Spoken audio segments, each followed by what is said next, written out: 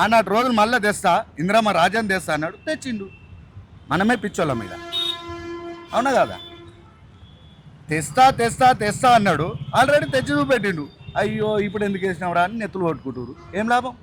వేసినాక వస్తుందా? మళ్ళీ 5 ఏళ్ళ వరకు మనం అడిగే అర్హత కూడా కోల్పోయినాం. మార్పు మంచి మార్పు వచ్చిందంట. ఓ చాలా బ్రహ్మాండమైన మార్పు వచ్చింది. బ్రహ్మాండమైన మార్పు.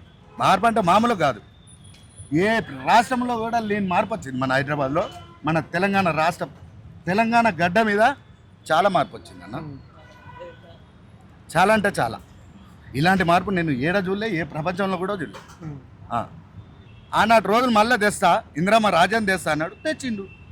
మనమే పిచ్చోళ్ళం మీద, అవునా కదా? తెస్తా తెస్తా తెస్తా అన్నాడు, ఆల్రెడీ తెచ్చి చూపెట్టిండు. అయ్యో ఇప్పుడు ఎందుకు వేసినావురా అని నెత్తులు కొట్టుకుంటారు. ఏం లాభం? వేసినాక వస్తుందా? మళ్ళీ 5 ఏళ్ళ వరకు మనం అడిగే అర్హత కూడా కోల్పోయినాం.